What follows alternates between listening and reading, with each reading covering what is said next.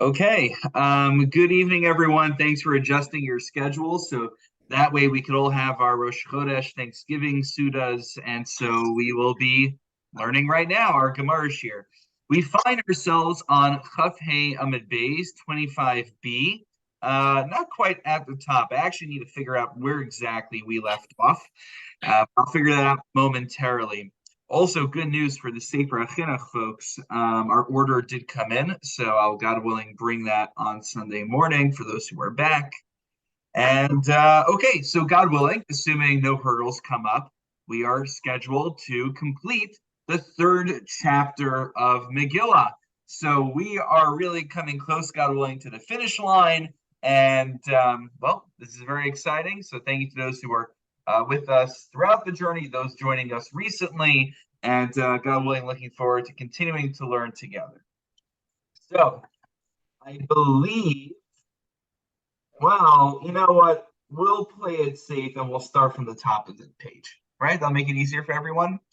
And essentially, what we are middle of doing is we're in a brisa. So the brisa basically will give us a line, and then the Gemara will elaborate on the rationale. We're talking about passages in the Torah that we would think there'd be reason either not to read it or at least not to translate it.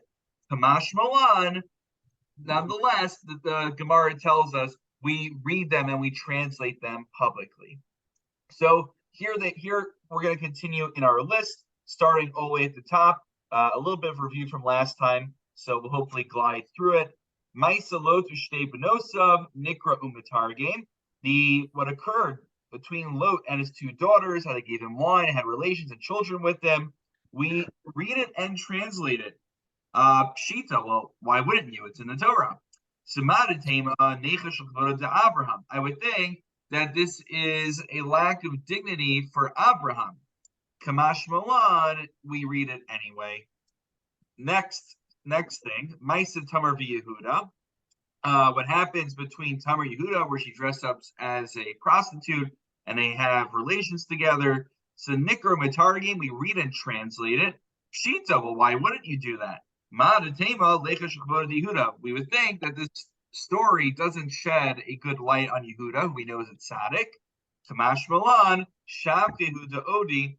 It's actually, the story is not only not disgraceful to Yehuda, but it actually shines him in a positive light because he confesses his sin in the end of the day and actually comes out doing tshuva. Now, what exactly was the sin that Yehuda committed? We'll talk about that, God willing, in a future Monday night class. We're going to elaborate on that topic. Maisa Egel Harishon Nikra Umitargim. So the first telling over that we're told of the golden calf, we read and translate it. Shita, well, why wouldn't you?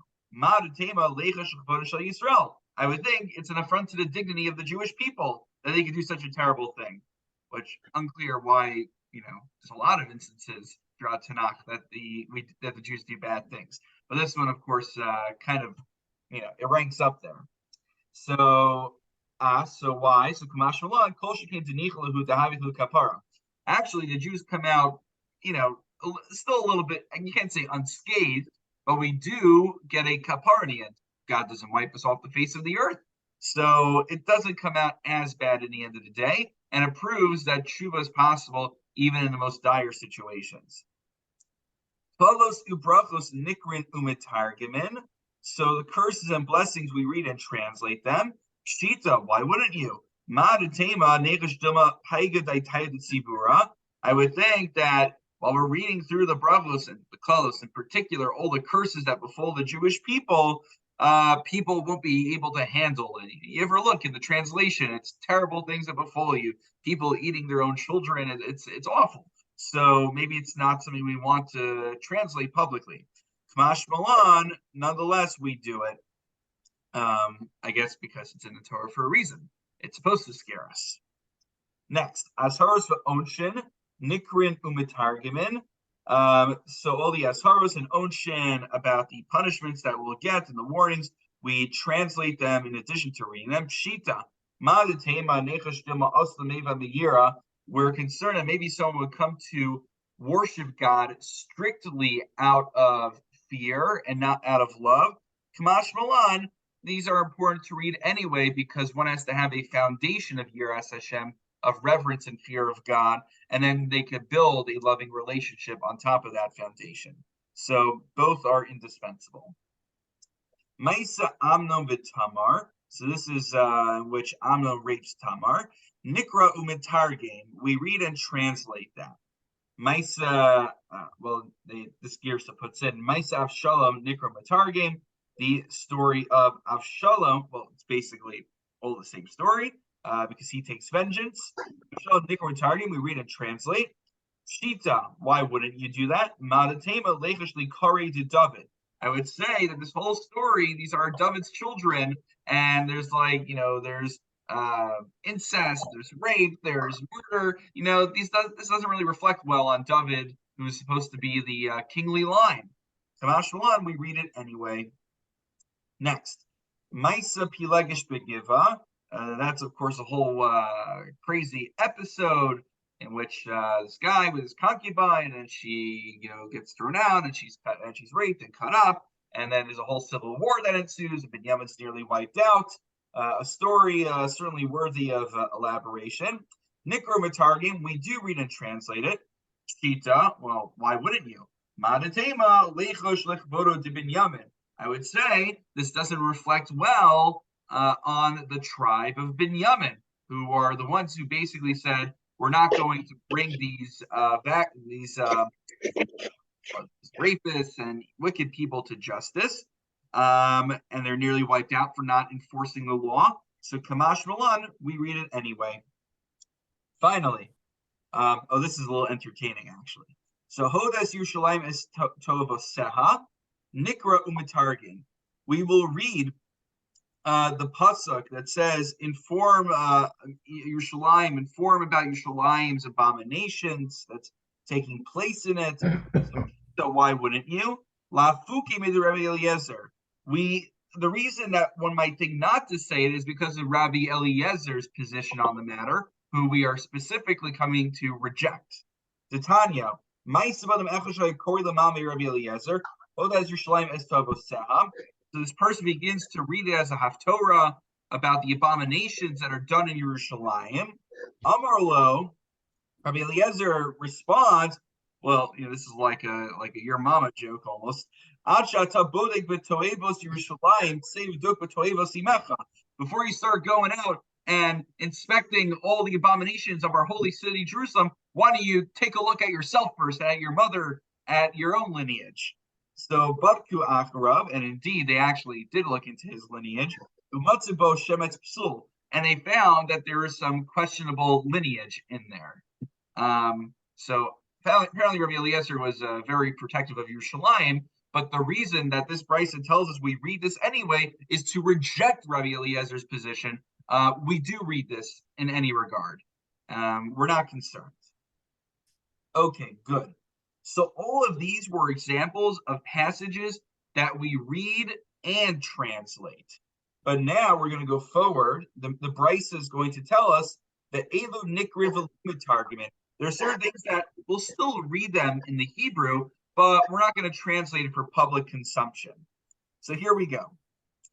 Maisa Ruvain, Nikra v'lo mitargim. So what happens with Ruvain, we'll Chazal understand he just moved the beds, but there was something definitely more scandalous that takes place just in the psukim themselves. So we read it and we don't translate it. And in fact, what happened was when Rabbi Chanina ben Gamliel went to Kabul or Kabul, I don't know, is this what do you call it, in Afghanistan? I have no idea. He went to Kabul.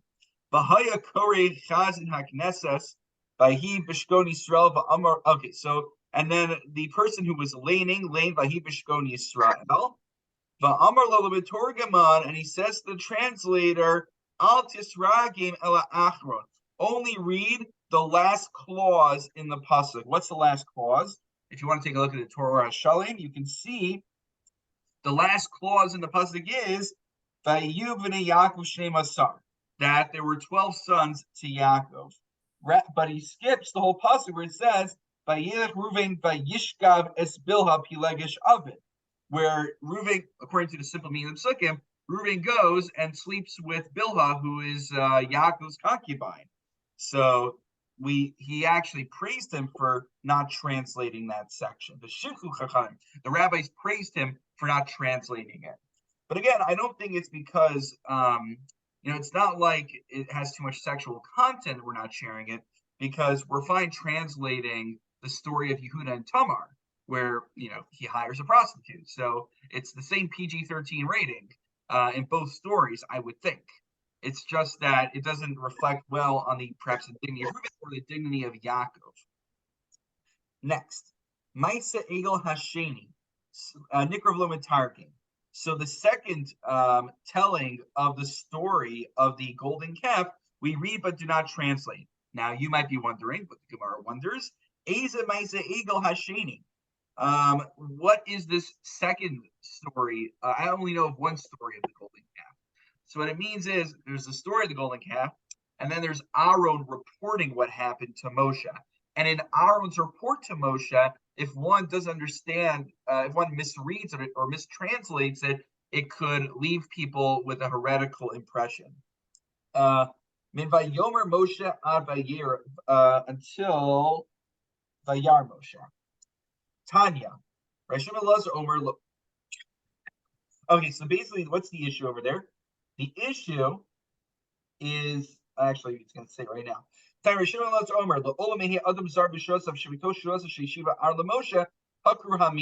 A person should be very careful with how they answer questions because the way Aaron answers Moshe's question, Moshe wants to know what just happened when I was up there. What are you guys up to? And the way Aaron answered him, his words could have been chosen more carefully. Shnemar, what does Aaron say? I threw the gold into the fire, and then this calf emerged from it. One can walk away with the impression that the Egel possessed, was its own deity and possessed its own inherent power. Now, there's some who distinguish between Avodah Zarah having power versus Kishuv, because I believe the Medrash actually tells us there's a Midrashic understanding that the calf actually did walk out on its own. But they distinguish between Kishuv, which is my best translation is like a dark magic, versus idols actually having their own power. There's another interpretation on it that occurs to me, that some outside force controlled the gold, turning it into a calf. Right. So that's the issue, though. The issue is, what is this outside force? Is this another deity acting through the calf? Or is this a form of kishuv, which is God built into the nature that humans can use some form of supernatural powers, but it's still under the general format that God created? There's a general, this is deserving of its own treatment. Way back when I was looking to a lot of sources on the occult, which still interests me. And there seems to be, according to some, a little bit more of an overlap between Avodah Zarah and Kishuv than some theologians would be careful with. But anyway, the point being is we don't want people walking away with the impression that there actually was another God that was created. So the way Aaron reports the matter is that, wow, this golden calf is a god unto itself. That's what one could walk away thinking if they just hear a literal translation from the Torah. So therefore, we don't translate that line. Next, Birchas Kohanim Nikrav Lo Mitargimin. This is very important for you, Zadie. So Birchas Kohanim, the blessing of the Kohanim, we read but we don't translate. Why? My taima mishum dichsiv Yisa. So what's the issue with the word Yisa? If you look in Rashi, Shel Yomer HaKadosh Baruch Hu Nosin Lahem Panim. There's a number of interpretations of what the issue here is. Rashi's interpretation of the issue is that the other nations are going to get wind of this, and they're going to say that God is Nosei Panim, that God shows, gives favorable treatment to the Jewish people, and forgives all of their sins, but he takes it hard on everybody else. That's one reading. Just another reading that some of the, I believe, Rishonim and Acharonim suggest is that one might walk away thinking that God, it's not a Jew versus non-Jewish nation dichotomy, but it's God will be showing favoritism towards certain individuals within the Jewish nation. But the truth of the matter is that God collectively to the Jewish people will enable tshuva, but God doesn't necessarily amongst the Hamon Am choose favorites, even though we do kind of see that in the Torah. Rabbi, before we go any further, I have a question that applies to all of these issues. So all of this is referring to a time when there was a mitargaman. There was somebody who stood up there and translated simultaneously, or however it was done in person, because everybody was just hearing it orally, and then it was translated for them orally. But now that we have printed Humashim in every language, are there any restrictions about what you translate in writing? Yeah. Like, do we leave out anything in writing? It's a great question, Toby. A few things. One is that I think where Moshe Feinstein actually writes this in his Chuvos, I believe it's him who says this, that since there's already so many people who are translating the Bible from a non-Jewish or at least non-Orthodox perspective, it actually behooves us to put out a translation as well as a commentary that is in line with our tradition. Now, what does that mean in line with our tradition? So I don't know if you're aware, it's kind of more in the Yeshivish world right now. There's always like a little controversy that comes up because people get bored. So this sefer called the Pshuto Shel Mikra Chumash, which is basically the way the Chumash works is it's all in Hebrew, but it'll give you a basic Hebrew interpretation of what pshat is in the pasuk, what they understand to be the most basic, simple obvious interpretation, and then they'll give you Rashi. So a lot of, I guess I'll use the term traditionalist, even though that's a little ironic as well. Traditionalists are upset about that because they, until for the longest of time, the basic interpretation of Sukkim was always according to Rashi. Of course, Rashi is incorporating Chazal, but their belief is that there's no such thing as pshat without Chazal. This is a big disagreement in general. Can you read the Torah without Chazal? Is there such a thing as pshat in the Sukkim that is separate from what the stages of the Talmud and Medrash have to contribute? So in more traditionalist circles, they say what Chazal say is the pshat. But of course, those from a little bit more of a modern Orthodox standpoint are more comfortable bifurcating between it. I know that was a little bit long-winded, but did that get to your point at all, or not 100%? I mean, I guess what I'm really asking on a very simplistic level is, in the same way that like Sofrim have rules about how they're supposed to write the Torah and so on and so forth. Do we have rules where we say, because of some of these principles that are here in the Gemara, that when we come to that sentence, we skip some words and don't even attempt to translate them, or we don't have that? So it seems to be the accepted practice is that we translate the entire Torah.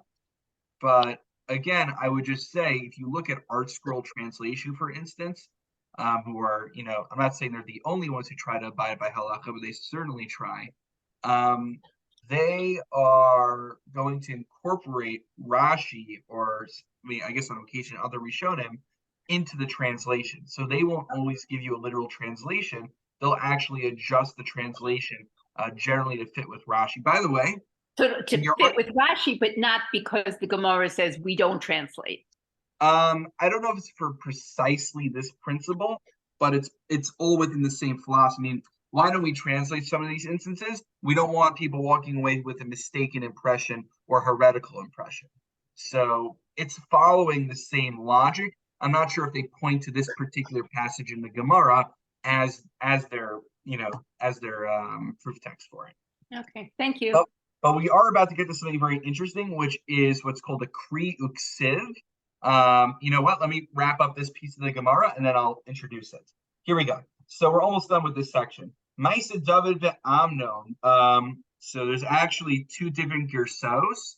One has the word lo in it, and one girsa I'm seeing over here from I'm forgetting where, but he takes away the word lo.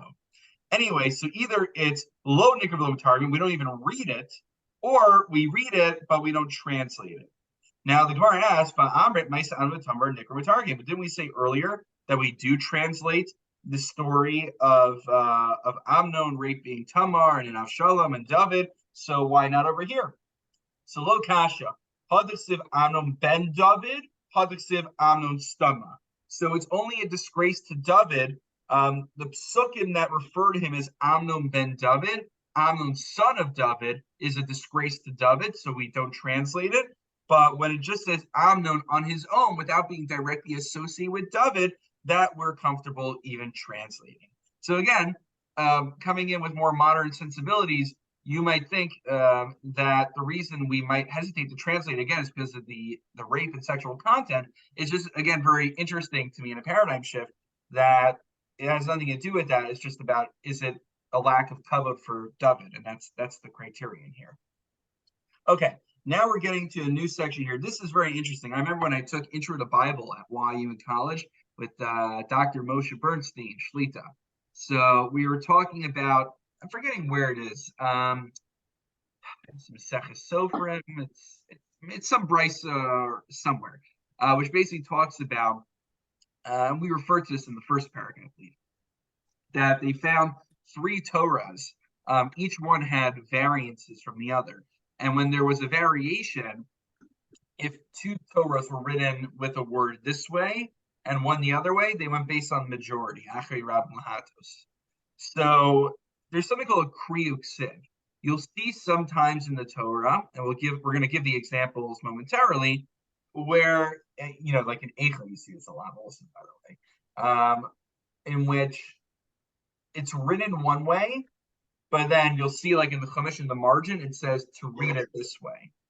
So what the Gemara is going to tell us, the reason behind that is because we just wanted to give a more softer reading of the psukim. There's going to be a number of things here that refer to either things that are sexually explicit, or we're going to be referring to things that have to do with like feces and unpleasant things. And so the reason in the Gemara is to give us more of a lashon naki, to give us a more becoming translation.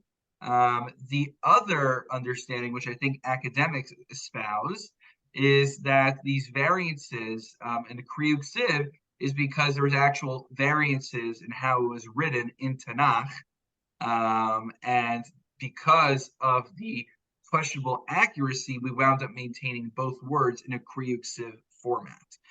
Again, I'm not trained in that so much, but that's my recollection from when I studied it, and just so you're aware of the other interpretation. So here we go. Tanu Rabbanan. Any time in the psukim in the Torah are written in an unbecoming format, we alter the reading of it so it comes out. Lishvach means to praise, but it doesn't mean to praise over here. It's not a good translation. It comes out lishvach in order to make it sound nicer. Can someone give me the official Art Scroll translation? Just like I want a good term to use.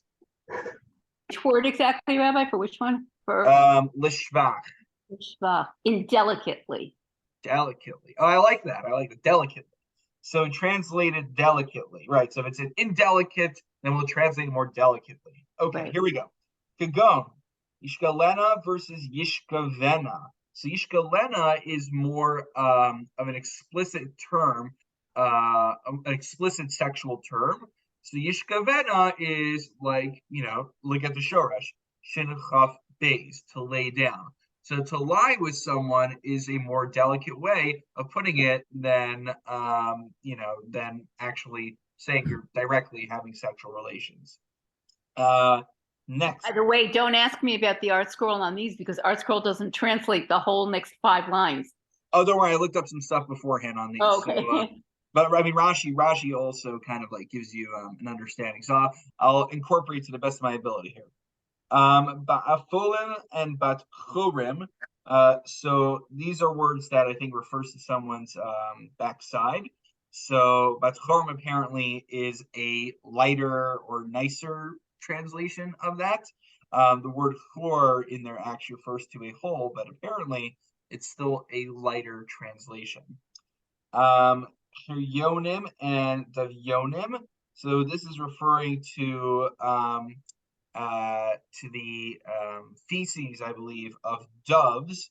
So again, one is referring, I think, more to the feces directly, and the other one is just like a more indirect way of saying that the dove relieves itself.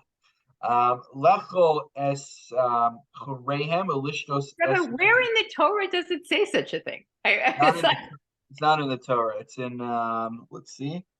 It's in Sefer Malachim. Uh-huh.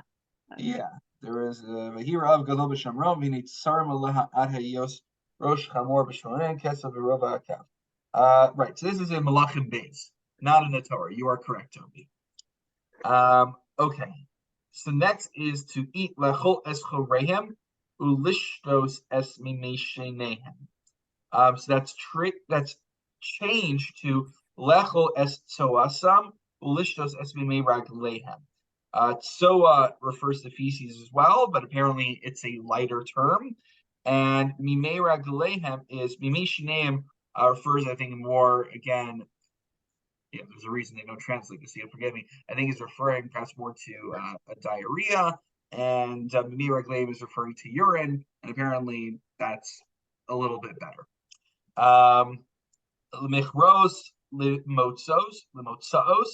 So this is changing. So again, you have like kind of the word chor in there, which refers to a hole, which is like a more explicit way. So it's changed to lemotzos, which is a lighter form referring to excrement. Okay, so you can see the common theme over here. Actually, Raishu and Karcha Omer lemachros kishemem kishman ibnei shehu genai lavodas v'chaim.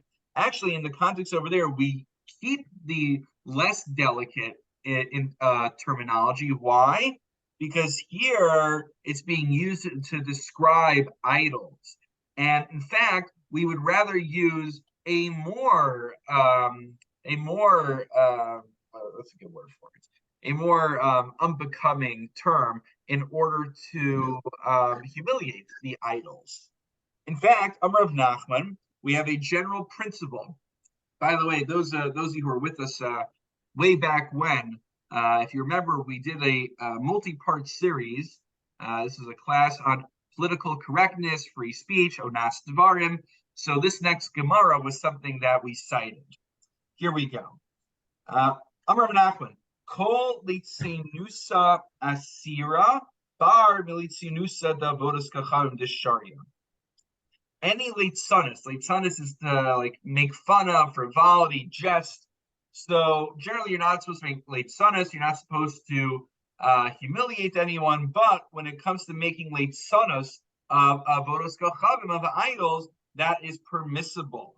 Siv, here's a pasuk on it: karabal, karis navo, uksiv, karsakro yachtav lo yachlu molet masa. Which again is using these words.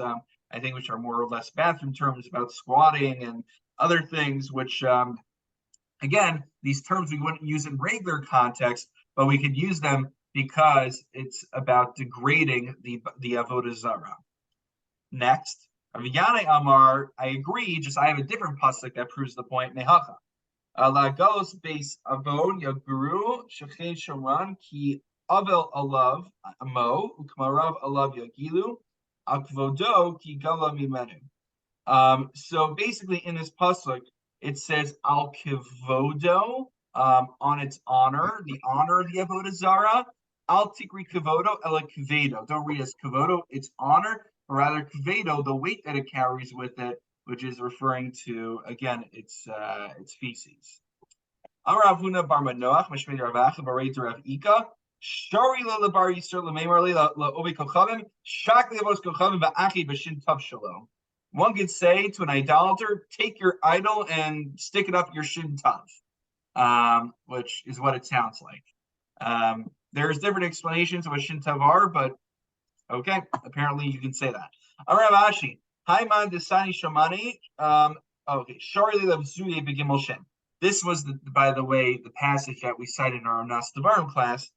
Anyone who has a bad rumors about them, doesn't just simply mean bad rumors, but it means that everyone pretty much knows that this person is like an adulterer.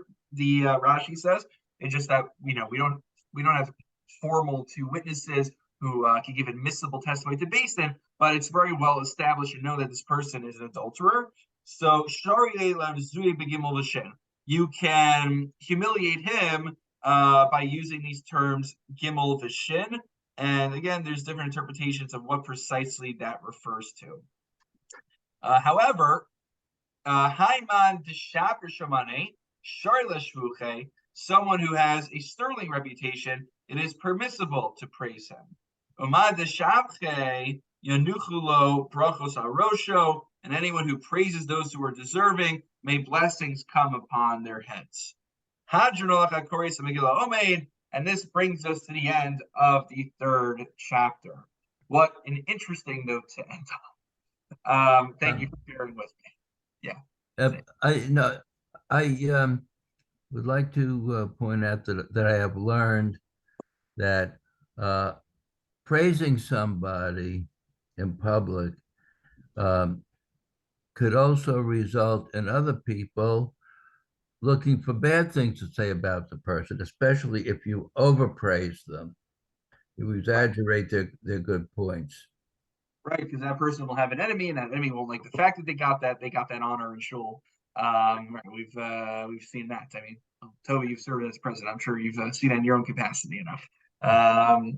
Yeah, I think the Chavetz Chaim actually talks about a case where you praise someone as having a lot of food. So one way is to say he does like a lot of hachnasas orchim, but it could also be interpreted negatively as well. So you're right. The Chavetz Chaim talks about being careful even about how we praise people. That's I learned that in studying Chavetz Chaim. Oh, well, there you go. Yes, so that would be the go-to source.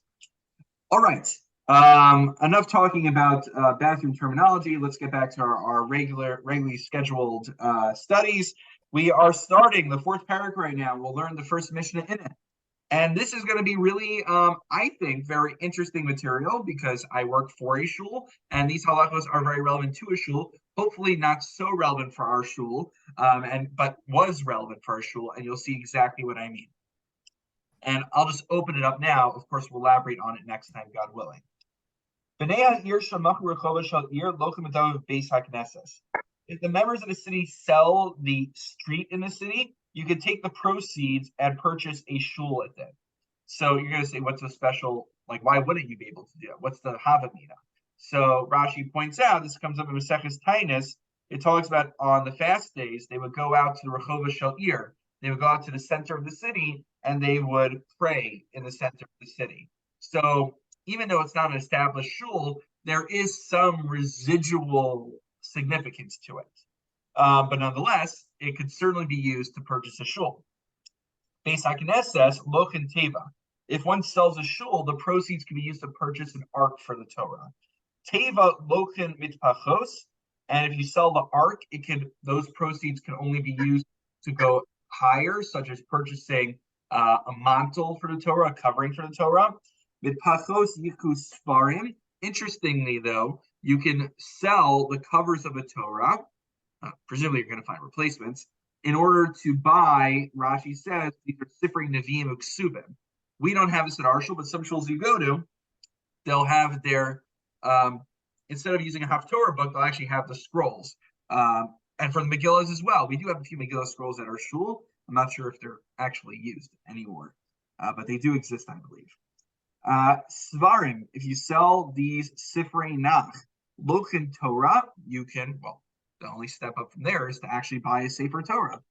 Machur Torah, but if you sell a Torah, Lo Yichu Svarim, you can't just buy Sifrei Nach with them. Svarim Lo Yichu Mitpachos, if you sell Sifrei Nach, you can't purchase covers for the Torah with it. Mitpachos Lo Yichu Teva, if you sell the covers, you can't purchase an ark with those proceeds. Teva, if you sell an ark, Lo Yichu Beis HaKnesses, you can't purchase a shul with the proceeds from the ark. Beis HaKnesses Lo Yichu Eser Rechov, and you can't purchase the street in the town with the proceeds from the shul. The Chayv and Mosreihan, and this is even with the surplus amount. So we'll elaborate on this, God willing, more next time. The Gemara will elaborate on this, and we'll hopefully talk a little bit about halacha l'maisa in our coming sessions. But just to note, Rashi says, what is the principle operating behind all of this? It's a principle that I'm sure many of us have heard before. It's called Ma b'kodesh v'lo moriden. We see this. Oh, Hanukkah's coming up, actually, so very relevant. Why do we start with 1 and work our way up to 8 candles? Supposed to be the opposite. Because we pass like Beis Hillel, Ma b'kodesh v'lo moriden, that we only go up in kedusha and we can't go down. So that's why we have this whole hierarchy. And once you keep purchasing higher and higher, you can't go lower and lower. We can only go up in sanctity. And God willing, we'll elaborate on this more next time. But again, Mazel Tov, everyone. Shkoach on completing the 3rd chapter. We are entering the final stretch. Don't worry, we still have a number of weeks. But the Siyum, that means the Siyum is on the horizon. God willing, at some point soon, I will calculate precisely how many weeks off we are from it, assuming we keep to our weekly schedule, God willing. And again, I guess next week I'll put it out there a little bit more formally when there's more folks on. If anyone wants to be involved in the CM, whether organizing, whether sponsorship, dedicating, in any capacity. When is it? Do you know? So I'm going to calculate. I need to look at how many. Approximately. Do you have an approximate number? Let's see. 1. Because I'll be away. 3, 4, 5, 6, 7, 14 weeks. Oh, we still got time. We're good. We still got some time. So we still got a few months, apparently. Oh, okay. Yeah, right. But I thought it was around the corner. Sorry. I guess let's say look at things. But we should get it on the calendar. I wonder if we'll finish it. All right, we'll see. I need to catch. But Toby, you're muted. That may come out around Purim time. That would be very apropos if we could finish. That would be great. No, because it's about like 3 months away. Oh, 3 months and 2 weeks. That would be about March, right? And I think this year Purim is in March. Wow, that'd be really good. Okay, so let's keep in touch about this. Sit down and calculate it. Wishing everyone a good Chodesh and a happy Thanksgiving. Yes. God bless America. You too. Whoever's driving, drive safely. Take care. Huh?